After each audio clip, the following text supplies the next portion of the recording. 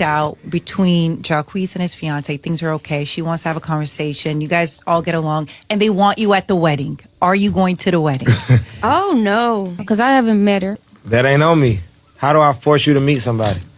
If any of his women feel like they don't have to respect me, then I don't have to be his friend. We can end the friendship if my respect is on the line, you know? I won't be. Hey guys, welcome to Little Blackbird 91. Listen, this is a follow-up to the very first video I did. Listen, Jacquees is a problem. Because I said this in the very first video. The fact that he's not facilitating a relationship or even a conversation between his best friend or a good friend that he has to do a lot of business with and his actual partner, Deiondra Saunders, raises flags. Major flags.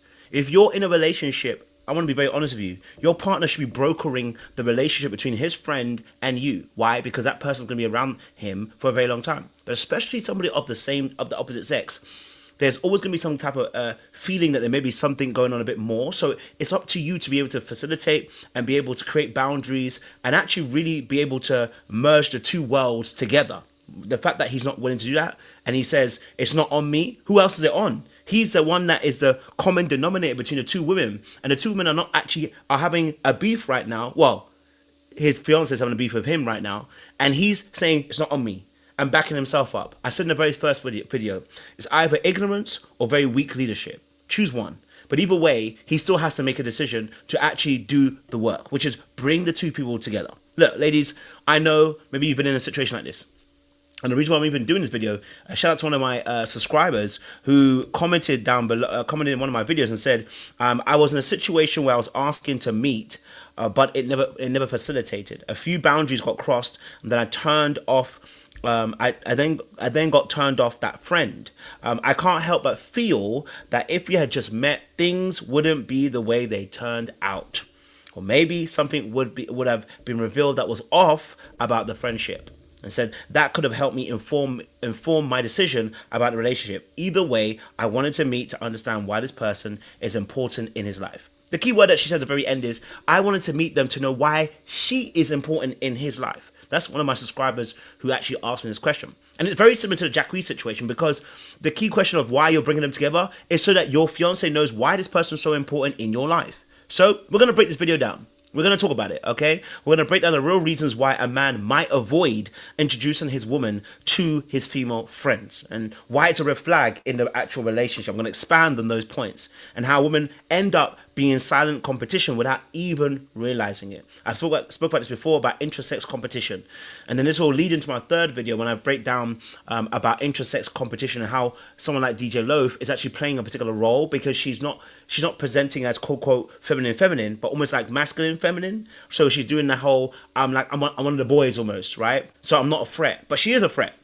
Because she's not even trying to, she said herself, I'm not even going to meet her unless, I'm not going to go to a wedding unless I meet her.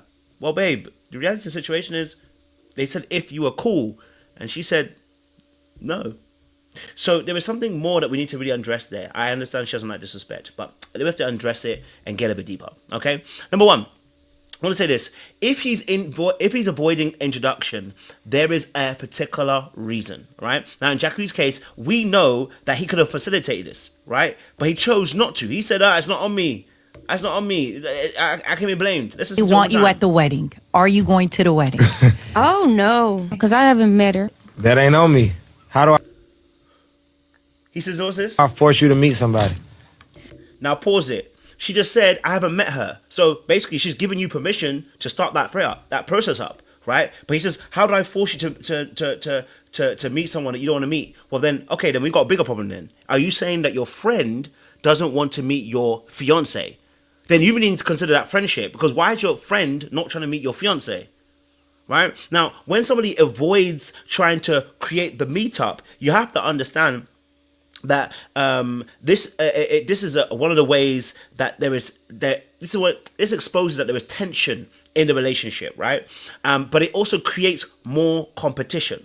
Okay, and the fact is, because of maybe his passivity, he doesn't want to address it. Maybe he's afraid of conflict and afraid that you two will get into a conflict and he won't have the solutions or the skills to be able to to solve the beef between the two people. That's a real thing, but that will go back to what I said, weak leadership in that space of, not being able to really communicate and be assertive with your needs and your wants, but also be able to have conflict resolution.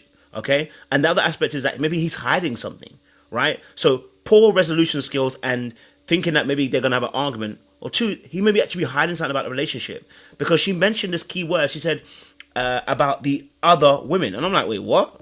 Listen to this. If any of his women feel like they don't have to respect me, then I don't have to be his friend. We can end the friendship. If any of his women, which women? There's only one. Which women are we talking about here? There may be more to this relationship than actually is being said. Number two, boundaries get crossed more easily when there's no face-to-face. I'm going to tell you this for a fact. This is obviously for my other channel when I do Dark Arts. You should go and follow that particular channel, Dark Arts 91 podcast, where I break down manipulation. That is one of the real things. When someone's, like, for instance, when someone's cheating, they're not trying to introduce you to their partner. Now, there's levels to cheating, because some people do actually introduce you to a partner. That's another story. But boundaries get crossed more easily when there's no face to face. So in the space of Jacquees, Deiondra, DJ Loaf, okay, he's kept the two women separately. Now sometimes what that is that a person's mind is that, okay, you know what, I don't want the two worlds to collide.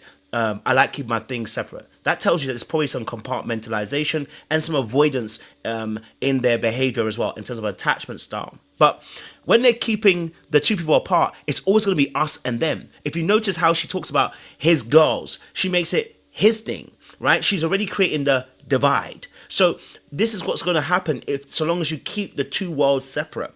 You need to bring them together. But the problem with that is when things are done in the dark, then people start to play. See, sin grows in the dark. And so when people are not watching you, that's when you're going to do the madness you're going to do in most cases, right? So this particular aspect where Deiondra's got no kind of input or has not been called into that area, it can be very difficult because she's not able to oversee that relationship. When I say oversee, and I don't mean necessarily she has to be peering over the relationship. I mean that she's not necessarily present. She's out of sight, so she's out of mind. And therefore, boundaries can be crossed, you know? So it's important to know that your friend knows there are priorities and there are levels, and that your partner is number one in your life, okay? So your friend should know that your partner exists.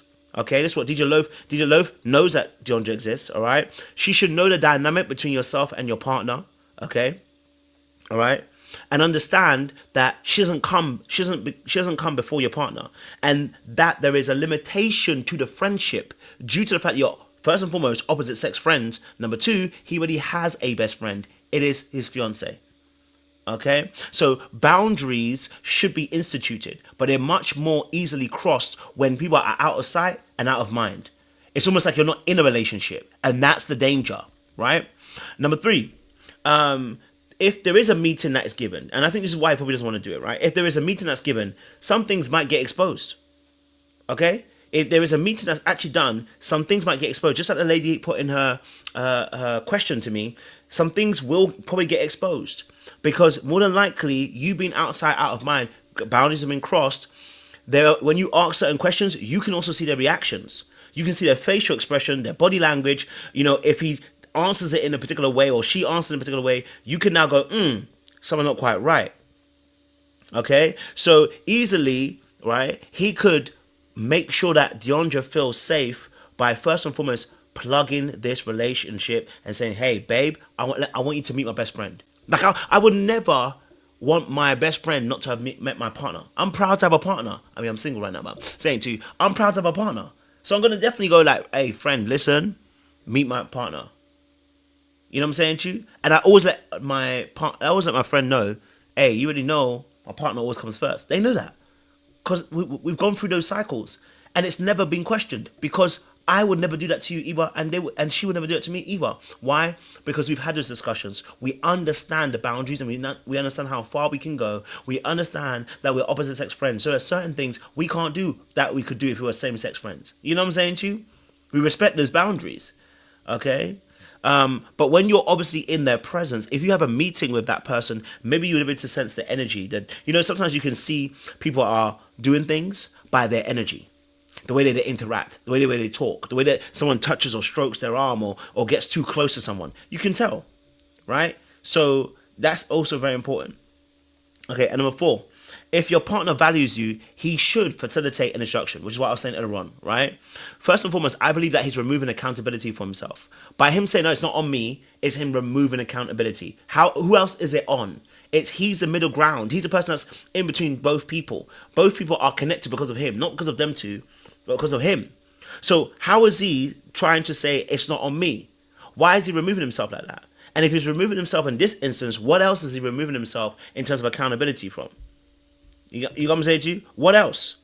There must be more that he's removing himself, that accountability. Because really and truly, had he been accountable, had he been a leader, the friend DJ Loaf wouldn't even be talking right now.